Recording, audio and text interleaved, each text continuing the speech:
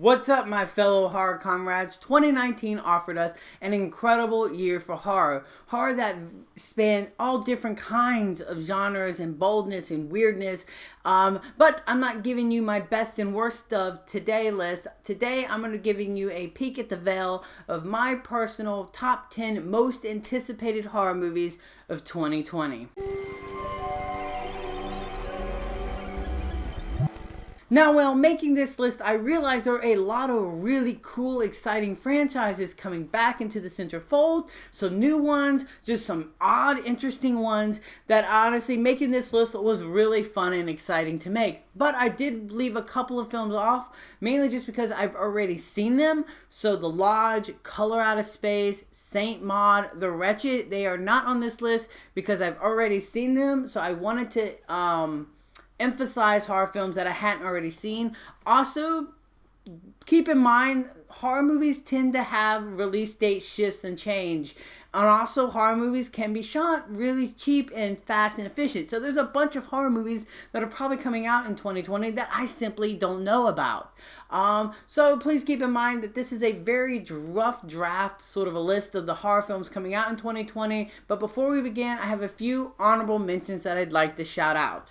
Those films are Army of the Dead, The Turning, Fantasy Island, The Organ Donor, aka Saw 9, and The Grudge. So starting my list off at number 10, I have A Quiet Place 2. Honestly, A Quiet Place was a big box office hit when it came out. Not only was it just a big box office hit, but it was fantastic. How that movie utilized its sound and its premise and its cast was absolutely fantastic. And John Krasinski's direction was fantastic. And the fact that the whole team and everyone involved in that first film is coming back for the sequel has me really excited to see what sort of idea and expand upon mythology that they plan to conjure up. Coming in at number 9, I have Gretel and Hansel. This is a modern day spin on the classic Hansel and Gretel classic fairy tale, except this time they flip-flop the names, and it comes from Oz Perkins, the son of Anthony Perkins. He is the director of the absolutely fantastic Black Coat's Daughter. This is going to be his more mainstream, approachable horror film, if you could say so. The cinematography looks fantastic. I love the set design. This looks slow and atmospheric and dreadful, and I just cannot wait to see what Oz has in his mind for this sort of classic fairy tale. Coming in at number 8 is actually technically 3 films, but I'm coupling them in as one, and that is the Fear Street Trilogy. Yes, we are not getting not 1, not 2, but 3 Fear Street adaptations, all in 2020, and at the moment they're actually set to come out 1 month apart. And it comes from the director of a little cult indie film called Honeymoon. If you haven't seen Honeymoon, definitely check it out. It is fantastic. This stars Gillian Jacobs from Community, and I don't know what Fear Street books they plan to adapt to the big screen, but I do love Fear Street. I think R.L. Stine was a fantastic writer, and I think that this has a great potential to be a gateway horror film for not only little kids, but for nostalgic folks like me to go back down memory lane. And also the fact that they're releasing these a month apart just builds on a cinematic event for horror fans. Coming in at number 7 is Antebellum. This one looks fantastic. Now the teaser trailer that's currently out right now is surrounded in mystery, and I liked that the trailer didn't give a whole lot away. All we know is that it involves modern times and slavery, and it looks like one of the characters gets trapped in maybe the slavery times, and we might be seeing how a lot of the issues in that time might be still going on today. I don't know, but it looks like a time-bending horror film that might have a little bit of a political message at the same time, which in my opinion, I absolutely love that stuff. Number 6 is Antlers. I don't know if you've seen the trailers for this thing, but this thing looks terrifying, and it comes from Scott Cooper, who gave us Out of the Furnace, which is a fantastic little film that you should definitely check out. I think this movie looks so dreadful and atmospheric, and it looks like it could be possibly about like the Wendigo type of characters. I love monster movies. I don't think we get enough monster movies, and this one looks terrifying. And I love that Jesse Plemons is playing a sheriff. He's a fantastic actor. And you got Kerry Russell, who's also a famous actress. And also she also has the best hair in Hollywood. That's just my personal opinion. I mean, this looks terrifying, and I love the design, the cinematography, everything. This looks smart and sophisticated, and I can't wait to watch this. Number 5 is The Invisible Man. Y'all, I love Leigh Whannell. He's one of my favorite voices in horror. He is a fantastic filmmaker, a fantastic writer, and just also a fantastic guy in general. And I just can't wait to see his rendition of this classic Universal monster movie. You know, I have not been a fan of the recent Universal monster movie films that have come out because, in my opinion, I feel like they've neglected their roots and where they came from. And I really have been wanting these Universal monster movies to come back more than anything.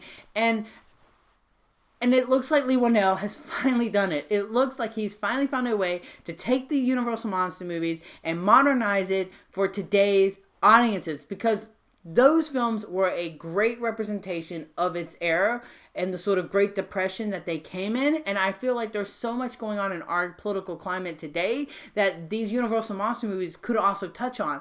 And the fact that this is talking about domestic abuse, but not being overly preachy about it and being sophisticated with it, I think is fantastic. Also, it just looks terrifying, and Elizabeth Moss is in it, and she's a fantastic actress. Oh my god, I'm so excited for this. This is a movie that I have a feeling I'm gonna love, because it's gonna get back to the Universal monster movies being horror titles and not stupid action films. Number 4 is Candyman, and I've talked to a lot of horror fans who actually have this one really, really high on their list, like their most anticipated, because Jordan Peele is involved, and and producer's chair obviously, but the original Candyman is so iconic, not just for its mythology and its scary, horror villain, but for its political subtext about racism and social class. And with today's political climate, I'm excited to see that brought in today's era. Also, Tony Todd's given its blessing, and he might or may not have involvements in this film. Who knows? All I know that this is going to be a big horror film, and I'm hoping and praying that it's a good one. Coming in at number 3 is The Conjuring, The Devil Made Me Do It. Y'all, I'm iffy about that title. It's just a bit busy in my opinion. But regardless, The Devil Made Me Do It is one of my favorite cases that the Warrens have ever touched upon, because it's the first time demonic possession was utilized as an actual defense in court case. So this is going to be a much different kind of beast. But I also know that with James Wan involved, not directing this time around, it's being directed by the Curse of La Llorona director, who, in my opinion, I actually really liked the Curse of La Llorona and thought it was extremely well directed. Personally, I love that those two people are coming together to make this, and with Patrick Wilson and Vera Farmiga coming back, I just think that this has potential to not only be a different beast compared to the first two films, but also might actually have something to say. Coming in at number 2 is Last Night in Soho. Y'all, this one looks absolutely fantastic, and it stars Anya Taylor-Joy, Matt Smith. But what I think makes this movie so fantastic is the fact that it comes from writer-director Edgar Wright. Yes, Edgar Wright is making a horror film, an actual horror film, not a horror comedy. Well, sure, there might be some comedic bits in this, sure, because of Edgar Wright, but a full-blown horror film. And I don't know if you've seen the set photos that have been released for this movie, but it looks fantastic. Anya Taylor-Joy's outfit, her look, her mannerisms look fantastic, and it looks like it's getting really true to like the 1950s and 60s horror film sort of vibe. I can't wait to see it. All I know is I don't know much about this. I'm trying to not know too much about it. I want to go in as blindly as possible with it, but it's The Last Night in Soho and horror ensues, I can't wait to see what Edgar Wright has conjured up for a horror film. That just has me so excited. And of course, my most anticipated horror movie of 2020 is Halloween Kills. Y'all, I loved 2018's Halloween. I thought it was fantastic. I loved how it treated its characters. The kills were fantastic. Michael was fantastic. It was a fantastic slasher movie. So I'm extremely excited for Halloween Kills.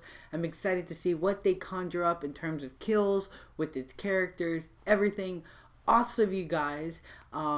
The movie is shot where I live, so I have seen a little bit of it and know a couple of things about the movie, which I won't say just for, honestly, dignity and respect personally. And what I have heard, it sounds absolutely fantastic. It sounds absolutely up my brand, everything, and I just cannot freaking wait to see this movie, you guys. I think it's going to be so good and so fantastic, and as a slasher movie fan, just so you guys, there you have it. Those were my top 10 most anticipated horror movies of 2020. Let me know in the comment section below what horror films you're looking forward to in 2020, and until next time, I'm Slasher Movie, and you guys have just been slashed.